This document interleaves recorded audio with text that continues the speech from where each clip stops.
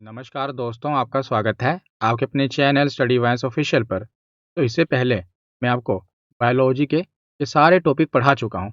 पूरी बायोलॉजी मैंने आपको लगभग पढ़ा दी है। सारी वीडियोस आपको चैनल के प्लेलिस्ट में एक साथ मिल जाएंगी। जैसे जैसे मैंने पढ़ा है पूरी प्लेलिस्ट में जाएंगे ना आप बायोलॉजी की प्लेलिस्ट में, तो सारी वीडियोस आपको मिल जाएंगी। तो आप किसी भी परीक्षा की तैयारी कर रहे हो, आपको अगर बायोलॉजी पढ़नी है, समझ नहीं आ रही, तो एक बार चैनल के प्लेलिस्ट में जाकर कोई भी एक वीडियो देख ले। आपको खुद ही पता चल जाएगा कि कितनी इंपॉर्टेंट वीडियोस मैंने ये बनाई हैं। अगर किसी को जीरो नॉलेज है ना बायोलॉजी की, पूरी वीडियो से खत्म कर देता है।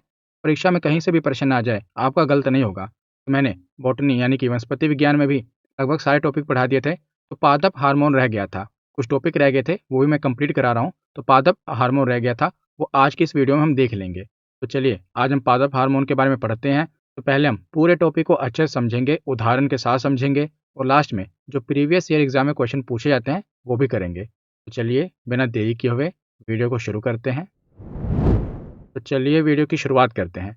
तो सबसे पहले देखते हैं कि पादप हार्मोन आखिर होता क्या है।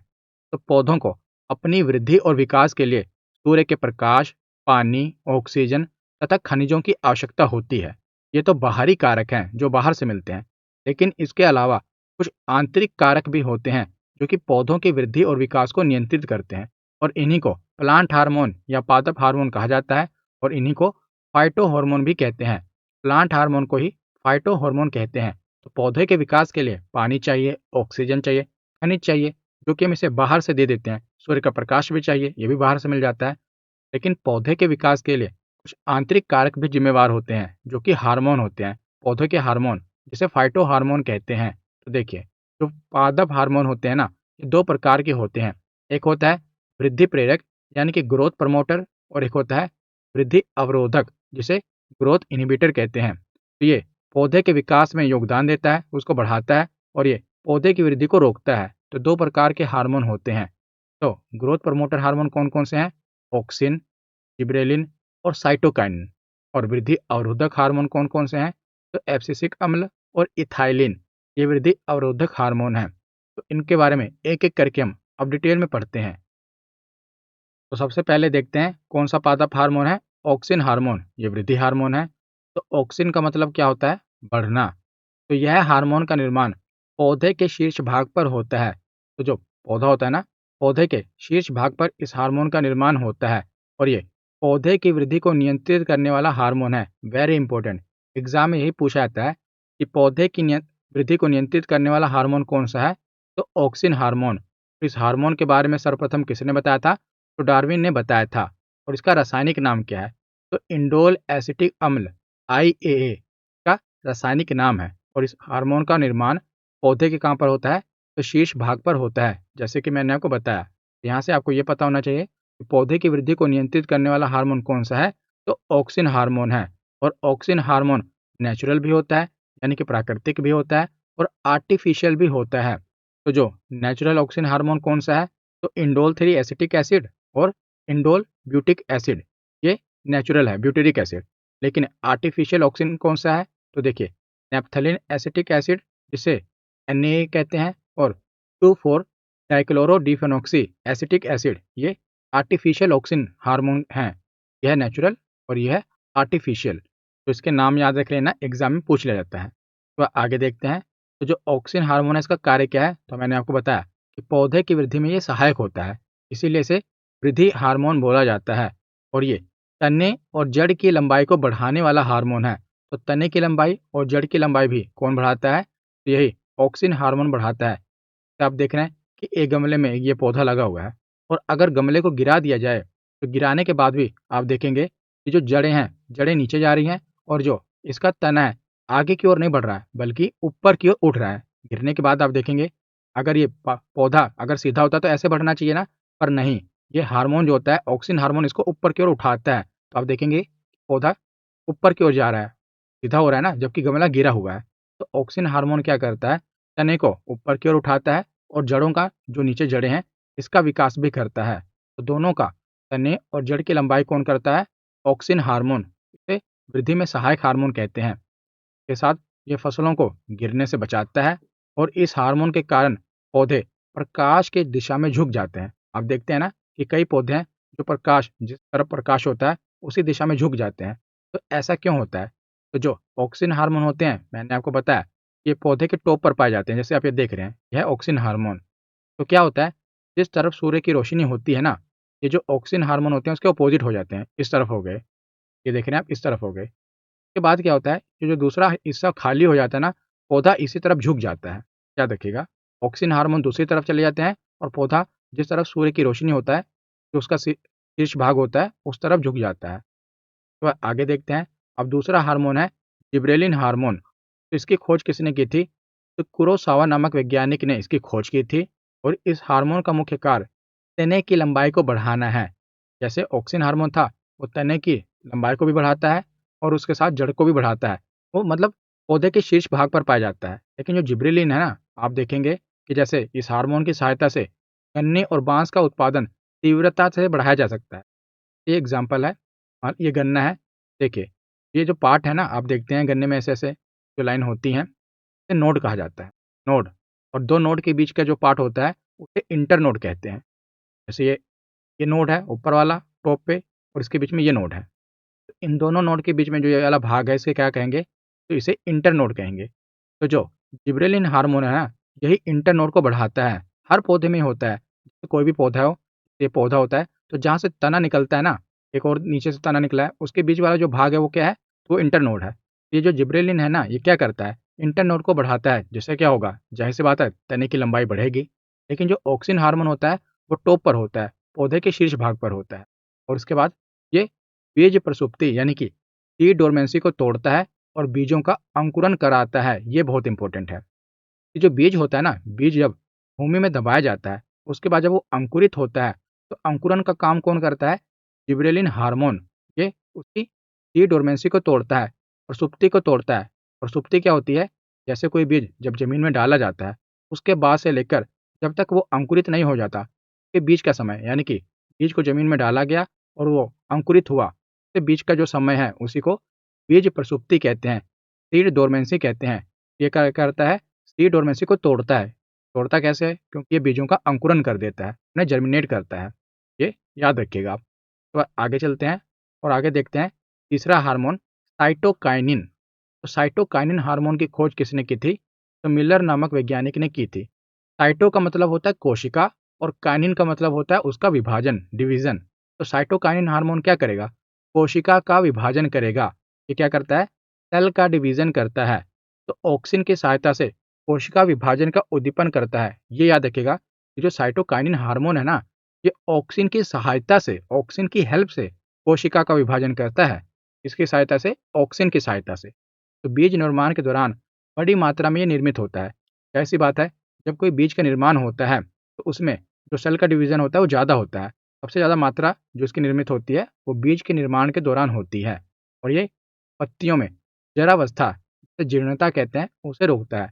तो जरावस्था क्या होता है? जैसे आदमियों का बुढ़ापा होता है ना, बुढ़ापा, उसी प्रकार पौधों की जरावस्था होती है। जरावस्था मतलब कि इसके बाद पौधे मुरझाकर गिर जाएंगे, आखिरी समय। ये क्या करता है? पत्तियों की जरावस्था को रोकता है, क्योंकि सेल का डिवीजन कर रहा है। सेल, नए नए सेल बनेंगे तो क्या होगा? पौधा एकदम तरोताजा रहेगा ना। नए नए सेल बनेंगे तो पौधा, सेल से मिलकर ही तो पौधा बना है। छोटी छोटी जो कोशिकाएं हैं, अगर सेल का डिवीजन होता रहेगा तो पौधे का विकास होता रहेगा। तो जब तक सेल का डिवीजन हो रहा है, तो ये क्या कर रहा है? पत्ते की जरावस्था को, जीर्णता को, उसकी एज को रोक रहा है। और इसे युवा हार्मोन के नाम से भी जाना जाता है। युवा हार्मोन क्यों कहते हैं? आपको समझ आ ही गया है, क्योंकि सेल का डिवीजन कर रहा है, पौधे का विकास कर रहा है, तो जरावस्था को रोक रहा है, तो इसीलिए इसे युवा हार्मोन कहते हैं। और ये हार्मोन पौधे में प्राकृतिक रूप से नहीं पाया जाता है। इसके दो रूप हैं, एक तो काइनेटिन और एक जियाटिन। आरएनए और प्रोटीन बनाने में भी जो जिब्रेलिन हार्मोन है ना, ये आरएनए और पौधे में प्रोटीन बनाने में भी उपयोगी होता है। तो साइटोकाइनिन का काम क्या है? तो सीधा सा काम है इसका कोशिका का विभाजन करना, और ये पत्तियों की जरावस्था को रोकता है, यानी कि उनकी जीर्णता को, बुढ़ापे को समझ लीजिए, रोकता है। अगला हार्मोन है एब्सिसिक एसिड। तो इसकी खोज एडिकोट नामक वैज्ञानिक ने की थी और इसे एबीए के नाम से भी जाना जाता है। एबीए यानी कि एब्सिसिक एसिड। तो ये एकमात्र ऐसा हार्मोन है जो कि एसिड के रूप में, अम्ल के रूप में पाया जाता है और यह विकास को रोकता है। याद रखिएगा, ये पौधे के विकास को रोकता है, इसीलिए इसे वृद्धि अवरोधक हार्मोन कहते हैं। तो जैसे पौधे का विकास हो रहा है, पौधे का विकास को रोकना भी ज़रूरी है ना। अगर मान लीजिए पौधे के विकास को रोका ना जाए तो पौधा तो पेड़ बनेगा, पेड़ से फिर वो इतना ऊपर तक पहुँच जाएगा, उसका विकास रुकेगा ही नहीं, फिर तो लंबा होता ही रहेगा। तो इसीलिए पौधे के विकास पे विराम लगाना भी ज़रूरी है ना। तो इसीलिए ये वृद्धि अवरोधक हार्मोन है, जो कि एक सीमा पर जाकर पौधे के विकास पर रोक लगा देता है। और इसी को तनाव हार्मोन भी कहते हैं, स्ट्रेस हार्मोन भी कहते हैं, क्योंकि पौधे के लिए तो स्ट्रेस है ना, ये रोक रहा है उसको। तो स्ट्रेस हार्मोन भी कहा जाता है इसे, तनाव हार्मोन भी कहा जाता है। याद रखिएगा किसे? एब्सिसिक एसिड को। और ये बीज अंकुरण को भी रोकता है। तो वेरी इंपॉर्टेंट, बीज अंकुरण का रुकना भी जरूरी है। आपने कि जैसे आपके घर में बीज पड़े हैं, अभी आपने उसकी बुवाई नहीं की और घर में ही वो अंकुरित हो जाए बिना जमीन के नीचे डाले ही, तो कितना वो हो जाएगा, नुकसान हो जाएगा। तो बीज अंकुरण को ये रोकता है और पत्तियों में जीर्णता लाता है। ये पत्तियों में ये क्या करता है? जीर्णता लाता है। जैसे पीछे हमने पढ़ा था साइटोकाइनिन क्या करता है? जीर्णता को रोकता है। लेकिन जो एब्सिसिक एसिड है, पत्तियों में जीर्णता यानी कि उनका बुढ़ापा लाता है। एक तरह से वो खत्म हो जाते हैं। जैसे हरा पत्ता है, धीरे धीरे पीला पड़ रहा है एब्सिसिक एसिड के कारण, उसके बाद क्या होगा? पीला करने के बाद पड़ने के बाद ये मुरझा जाएगा और गिर जाएगा। तो एब्सिसिक एसिड क्या करता है? इसे तनाव हार्मोन कहते हैं। ये पौधे की वृद्धि को रोकता है, बीज अंकुरण को रोकता है और पत्तियों में जीर्णता लाता है। तो आगे चलते हैं, आगे देखते हैं। तो आगे इथाइलिन, इथाइलिन हार्मोन। तो इसकी खोज किसने की थी? तो बर्ग नामक वैज्ञानिक ने इथाइलिन हार्मोन की खोज की थी। और ये एकमात्र ऐसा हार्मोन है जो कि गैस के रूप में पाया जाता है। गैसीय रूप में कौन पाया जाता है? तो इथाइलिन हार्मोन। और रात्रि के समय पत्ती और फूल की पत्तियों कलियों को बंद करने के लिए ये जिम्मेदार होता है। तो रात के समय जो पत्ते होते हैं और फूल की कलियां बंद हो जाती हैं, उसके लिए कौन जिम्मेदार होता है? Ethylene hormone. और पत्ती, फूल और फल की जरावस्था को ये प्रेरित करता है। तो ये भी क्या करता है? पत्ती, फूल और उनकी जो फल हैं, उनकी जरावस्था को ये भी बढ़ाता है, प्रेरित करता है। और ये फलों को पकाने वाला मुख्य हार्मोन है। ये वेरी इंपॉर्टेंट है, यही पूछा भी जाता है कि फलों को पकाने वाला हार्मोन कौन सा है? तो इथाइलिन हार्मोन। और ये पौधों में श्वसन की प्रक्रिया को नियंत्रित करता है, इसीलिए इसे श्वसन वाला हार्मोन बोला जाता है। पौधे में जो श्वसन की प्रक्रिया होती है ना, उसको ये कंट्रोल करता है, नियंत्रित करता है। तो इसीलिए इसे श्वसन वाला हार्मोन कहा जाता है। तो ज़्यादातर इसे ये प्रश्न पूछा जाता है कि फलों को पकाने वाला हार्मोन कौन सा है? तो फलों को पकाने वाला हार्मोन है इथाइलिन हार्मोन। और ये गैसीय अवस्था में पाया जाता है, ये भी याद रखिएगा। तो आगे देखते हैं। तो जो इथाइलिन हार्मोन है ना, ये वृद्धि प्रोत्साहक और वृद्धि अवरोधक दोनों का कार्य करता है। यानी कि ये वृद्धि को प्रोत्साहक भी करता है, प्रोत्साहित करता है और उसे रोकता भी है। प्रोत्साहित क्योंकि फलों को पका रहा है और उसके साथ साथ ये फल पकने के बाद गिरा भी दे रहा है, उसके बाद वृद्धि को रोक भी रहा है। तो वृद्धि प्रोत्साहक और वृद्धि अवरोधक ये दोनों का कार्य करता है। और याद रखिएगा कि फलों को कृत्रिम रूप से पकाने के लिए, आर्टिफिशियली पकाने के लिए एसिटिलीन, जिसे कैल्शियम कार्बाइड कहा जाता है, इसका उपयोग किया जाता है। तो देखिए, जो नेचुरली फल क्या होता है, वो पेड़ पर पकता है। लेकिन जो कैल्शियम कार्बाइड क्या होता है ना, कच्चा फल होता है, उसके ऊपर कैल्शियम कार्बाइड लगा दिया जाए, एसिटिलीन लगा दिया जाए, तो उससे क्या होता है कि कच्चा फल पक जाता है। ये फलों को आर्टिफिशियली, कृत्रिम रूप से पकाता है। कौन? Ethylene hormone. उसके बाद आगे है फ्लोरिजेंस हार्मोन। इसके नाम में क्या है? फ्लोर। ये फूलों को खिलाने का कार्य करता है, नाम से क्लियर है। ये हार्मोन पत्तियों में बनता है और ये फूलों को खिलाने का कार्य करता है। इसे पुष्पीय हार्मोन भी कहते हैं और फूल खिलाने वाला हार्मोन भी कहा जाता है। तो यहाँ से यही प्रश्न पूछा जाता है कि फ्लोरिजेंस हार्मोन कौन सा है?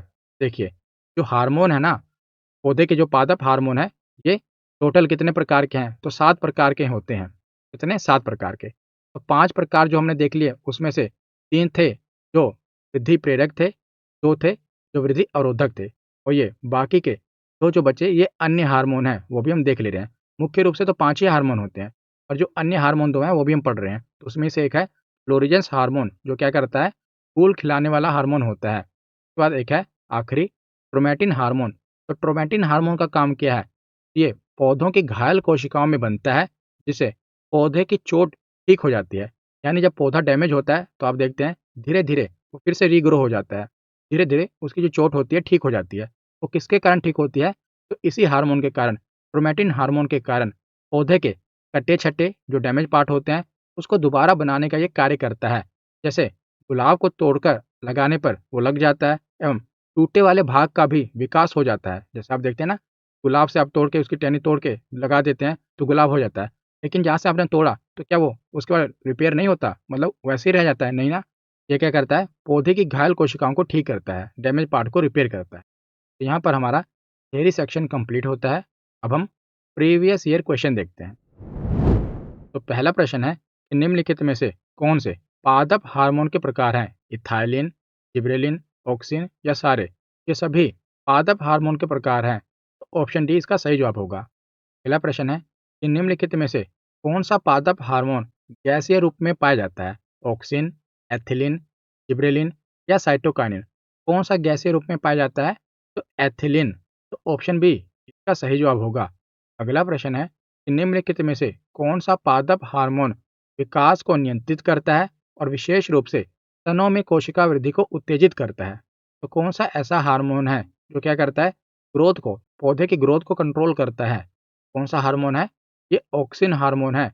ऑप्शन बी इसका सही जवाब होगा। अगला प्रश्न है कि निम्नलिखित में से कौन सा पादप हार्मोन फलों को पकने में मदद करता है? तो फलों को पकने में मदद कौन सा हार्मोन करता है? तो ये एथिलीन हार्मोन करता है। ऑप्शन डी इसका सही जवाब है। तो अगला प्रश्न है कि निम्नलिखित में से कौन सा पादप हार्मोन पौधे की वृद्धि को रोकता है? पौधे की वृद्धि को कौन सा रोकता है? तो ऑक्सिन, ये तो पौधे को वृद्धि कराता है। जिब्रेलिन ये भी कराता है। साइटोकाइनिन भी कराता है। लेकिन जो एब्सिसिक एसिड है ना, ये पौधे की वृद्धि को रोकता है। तो ऑप्शन बी इसका सही जवाब होगा। अगला प्रश्न है कि निम्नलिखित में से कौन सा पादप हार्मोन एक तनाव हार्मोन है, स्ट्रेस हार्मोन है? कौन सा स्ट्रेस हार्मोन है? यह है ABA, abscisic acid. Option D इसका सही जवाब होगा। अगला प्रश्न है कि साइटोकाइनिन के किस गुण के कारण पादप में वृद्धि होती है? तो किस गुण के कारण पौधे में वृद्धि होती है? तो कोशिका विभाजन के कारण। ये है ना साइटोकाइनिन का गुण, कौन सा? कोशिका विभाजन। तो ऑप्शन बी का सही जवाब है। अगला प्रश्न है कि एथिलीन पादपों में किस प्रकार का हार्मोन है? यह हार्मोन जो कोशिका विभाजन को बढ़ाता है, या ये फल की परिपक्वता को बढ़ाता है, या हार्मोन जड़ों की वृद्धि को बढ़ाता है, या सूखे तनाव को बढ़ाता है? तो जो एथिलीन है ना, ये क्या करता है? फलों की परिपक्वता को बढ़ाता है। तो ऑप्शन बी इसका सही जवाब होगा। आगे देखते हैं। अगला प्रश्न है कि इंडोल 3 एसिटिक एसिड वर्ग का सबसे आम प्राकृतिक रूप से पाया जाने वाला पादप हार्मोन है। तो इंडोल 3 एसिटिक एसिड कौन सा है? ये ऑक्सिन का सही जवाब क्या होगा? ऑप्शन बी इसका सही जवाब होगा। तो आज का आखिरी प्रश्न है कि कैल्शियम कार्बाइड का उपयोग हरे फलों के कृत्रिम पकने के लिए किया जाता है क्योंकि यह गैस बनाता है। क्या बनाता है? तो ये एसिटिलीन बनाता है। तो ऑप्शन ए इसका सही जवाब है।